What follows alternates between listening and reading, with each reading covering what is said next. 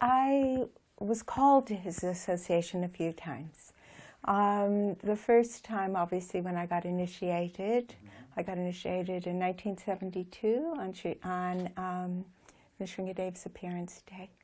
And then he gave me the name Manjuali Devi Dasi. And then he looked at me and he said, Gopi name. And then I just accepted him as my guru. And 3 months later, on Balaram's appearance day, they needed help in the kitchen. And I got a Brahmin initiation. And then I went up to Sheila Prabhupada. And that was my first, actually, contact of speaking with Sheila Prabhupada, going into his room to receive Gayatri Mantra and sitting right next to him. And the quality that Sheila Prabhupada had at that moment in time, I believe, was patience, because I was so nervous. I was trying to do the Gayatri, and he looked at me and he said, "Not on the cracks." And I was just like shaking, and he went, no, and he went through with me a few times, the Gayatri Mantra and how you touch the thumb to the fingers. And then finally I got it. But it took me a few times to kind of just become present. And so the quality of Sheila Prabhupada was patience in that moment. The next time, actually, I had an association with Sheila Prabhupada, and I have spoken about this before, and I hope I get all the facts right, but was when I got married. And this was in 1972, and I was a brahmachari. I had been in the ashram for 10 months, though I had been in other ashrams, other temples, but that was, I was asked to get married, and I had 24 hours to make up my mind. And then 7 days later, I was getting married to Jayatirtha, who was the temple president at that time. Srila Prabhupada invited us to come to his rooms after the wedding ceremony. And the wedding ceremony was in the garden of Dayananda and Nandarani. And Dayananda was the priest. And this was one of the first times when Prabhupada was getting upset because devotees weren't following their vows. And they were getting married in front of the deity, and then they weren't following through. Somebody would leave or something would break. So Prabhupada said, no, you get married in the garden, and then you come come to see me. So we made, so within 7 days it was make a feast, make a kurta, make a bead bag, and garlands, do everything. And so we went to Srila Prabhupada's quarters, and at that time Prabhupada was giving, it was the 1st of October, 1972. So on the 26th of October, Prabhupada in Los Angeles gave a lecture. And he was talking about his own marriage. And he was talking about that, his father, he was some attraction to one particular woman, but his father chose the one that was a little less attractive because a beautiful wife was the enemy, right? And so anyway, so this was in the background. That was like 4 days before or something. And so anyway, we come to meet Srila Prabhupada in the garden in Los Angeles. And Prabhupada was sitting on his asana. And it was early afternoon. And so we come with a plate of prasad. And we're at the gateway of the doorway. And Srila Prabhupada looks up at me. And he looks at Jayatirtha, and then he looks at me. He said, "Oh, she is beautiful." I went, oh my God, I'm an enemy already. And then he smiled, this like oceanic smile, and just kind of winked, you know. And it was like he was just being a loving father, you know. And he was telling, and so he had us come and sit. And so we were just kind of, and I gave him the plate of prasad, and then we sat down, and we were just so far back, and he said, no, come closer, come closer.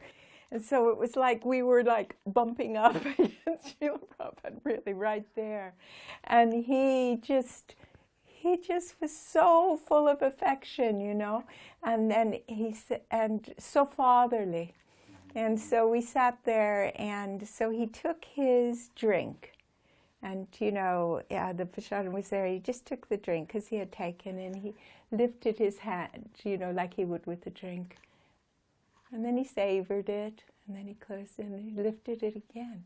He looked over at Chaitanya and said, and she can cook. I went, phew, at least I can do something. No, by your grace, Sheila Prabhupada. And then he asked so lovingly, so what do your parents think of this Krishna consciousness, you know? And it was just like a funny story, because I rang my mother a couple of days before the wedding and said, oh, by the way, Mom, I'm getting married on Saturday. And she said, can I come? In Chicago she was.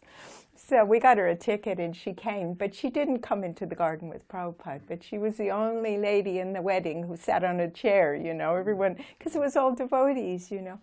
So Chaitanya's parents had come. Anyway, I told Sheila Prabhupada that my mother was very favorable and respectful, and that when she washed her dishes, she used to chant Hare Krishna. You know, she was a Catholic, but she did that. And then I presented Prabhupada. My mother had given me a check for my wedding for $50. And so I presented Prabhupada with my dowry, my check, you know, which came back to me years later. My mother saved it with his signature on the back of it from the 1st of October, 72. AC, paid to the account of A.C. Bhaktivedanta Swami. And it was really, really. So the qualities of Sheila Prabhupada from that moment in time: loving father, humor, personal, and a sense of humor, you know, really. And then he spoke to me because he knew that I only asked Chaitanya, you know, I never spoke to him except for, you know, what color are the deities wearing tomorrow? I mean, we never had a conversation. And Prabhupada looked at me thinking, oh my God, you know, this is India, you know, because they get married without seeing. And he looked at me and he said, affection comes through service. If Krishna is in the center, your marriage will be successful. That was in the garden. Yeah. At the same time. Yeah. When we were sitting at his feet. He looked at me and he just said, yes. He could tell, you know, that this was a big surrender, wasn't it? Like sitting on this chair today, you know, a big surrender. No, but it was so loving, and I can still see his smile and his, and still feel his affection. And receive his blessing, really, because he, you know, he blessed us. And he could see what the journey ahead would be. I had no clue, but I knew it would be good for my spiritual life. And that was Sheila Prabhupada's gift. Okay, the scene is 1976, Bhaktivedanta Manor, Sheila Prabhupada's bedroom. George Harrison visiting. We were called up, Prabhupada called up, because he wanted prasadam for George. And he asked me to make samosas for George. I used to do that when George used to come. And he also wanted us to serve George lunch in his bedroom, because Prabhupada wasn't very well that day. And so he was meeting devotees from his bed. which was in his quarters at the Bhaktivedanta Manor upstairs. And I just remember the scene was set. Prabhupada was sitting on his bed with many pillows behind him. There was all white covers, and it was like Prabhupada was riding a swan. He was like his bed was, you know, his palanquin, or he was on the back of a swan, you know, with all the white. And George came in, and I witnessed Prabhupada telling George, and George sat on the floor. And Prabhupada said, "No, no, sit on the chair," Prabhupada's chair. And George said, "No, no, no." And Prabhupada said, "Sit on the chair," with a more firm voice. And Prabhupada and George obeyed and sat on that little white chair that's in the corner in Sheila Prabhupada's bedroom at this time. And then Prabhupada asked us to bring prasad to serve George, and I think Brahmananda was there, and Jaitirtha and some of the other senior devotees. Prabhupada instructed us from the bed to put the sheets out and to make that just in front of the windows, so then put all the plates out and serve lunch. And Prabhupada just again had a drink. He wasn't eating from in the bed, but he just had his drink, little fingers up in the air. And so we served, and Prabhupada was having a lively conversation with George and with all the devotees.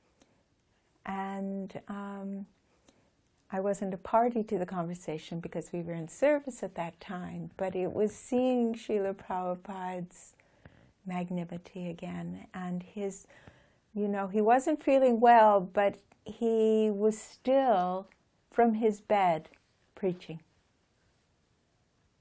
Just like at the end, from his last breath, he was preaching. So another lesson is that, you know, I don't feel I'm going to have the day off. No days off.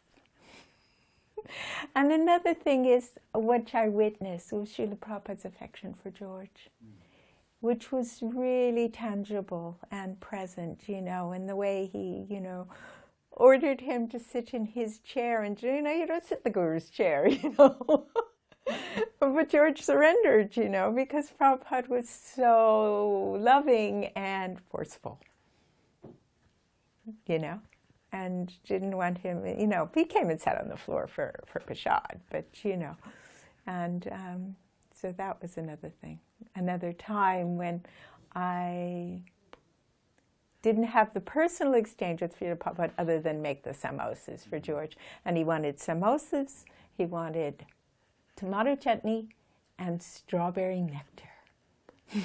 That was Prabhupada's order. Fulfilled. Thank you, Sheila Prabhupada. So that's that story. When Prabhupada came in 1977, and he came to Bhaktivedanta Manor as his last place of coming out of India, and it was such a challenging time, you know, because Prabhupada was so unwell, and he was so weak. And when he came, and Jaitirtha, everyone met him, and they took him upstairs in the palanquin. And then when he got out of the palanquin, he stood up, and he hugged Jaitirtha, and tears were running down his eyes. And he said, "I have come for your Tirtha." And they were both sobbing. And Prabhupada could see the future. Prabhupada could see that, you know, that there were challenges ahead. But Prabhupada had so much love and kindness and mercy and affection that he came and he hugged Jaitirtha and he cried in his arms. That is, and you know what everybody says, you know, he had a breakdown, whatever happened to him. You know, it was a huge part of the drama like the Mahabharata, nothing goes smoothly. But he did love Sheila Prabhupada, even though at the end he was a broken man, maybe. And maybe you shouldn't cut that out. But he did have, his mental challenges and his physical challenges. He was 29 years old when he became a guru. The day after his 29th birthday, Prabhupada left. And these are just young children trying to be honorable and follow a giant. The Shaktivesh avatar of Nityananda Prabhu. Yeah. So, well, I was consciously looking for a guru before I met Sheila Prabhupada. So I have studied many traditions. And I knew that there was a reason for human incarnation. And so I was on the road looking. And what attracted me to Sheila Prabhupada, at first, I thought the Krishna devotees were quite out there. I was, I did the Woodstock thing and everything, but the Krishna devotees were really strict. And I thought, actually, as I became attracted, I loved the singing of Sheila Prabhupada. I loved, actually, the fact that he had clear boundaries with his disciples, and he set clear boundaries for devotees to live in community. And I thought that was really noble. I think I liked the idea, and I felt attracted to Sheila Prabhupada because there was a whole package. It wasn't just do your own thing and it's an add-on. It was actually, he invited us to love God. He invited us to do this process and follow his example. And he lived it. So by following his example and by dedicating ourselves to the quest, who is Krishna? Who is Guru? I don't know who Guru is. I don't know who Krishna is. But he was a mystical, affectionate, wise teacher who, for me, I felt had my best interest at heart. He was noble in how he related with the devotees, and he was a warrior, and sometimes too much. I thought, oh my God, the way you do, But he actually had a very short window to do an amazing piece of work. And Sheila Prabhupada, he met his spiritual master in, 1923 or 22, something early. He was my age. He was 70 when he actually started doing the work. And, I just think, oh gosh, I'm 70, and how can I have the energy to do? And that's because Sheila Prabhupada, I firmly believe, was empowered by Lord Krishna and by the lineage of Mahaprabhu, by Srila Bhaktisiddhanta, to be the one to bring this grace to the Western countries and to touch us in a way that is miraculous, really. And he didn't tell us to give up. He said, he didn't say give up this, give up that. He said, include Krishna. So in the beginning, it was very, strict. I mean, it was always very strict, but, we just did.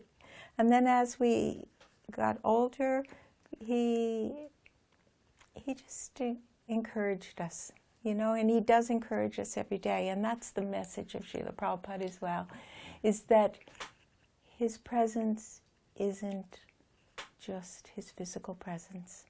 Every day we sit down and we chant our japa, Prabhupada's presence is there. Every day we open a book and read a sloka, our heads bow in gratitude and presence, because Prabhupada is our ever well-wisher. He signed our letters like that, your ever well-wisher, and he's our true ever well-wisher.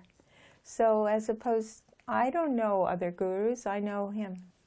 And I'm not comparing teachers, because everybody comes, and Guru is one. Sheila Prabhupada told us, so many people can come and help us along the way, shikshas. And that is, I believe, Sheila Prabhupada helping us. Okay?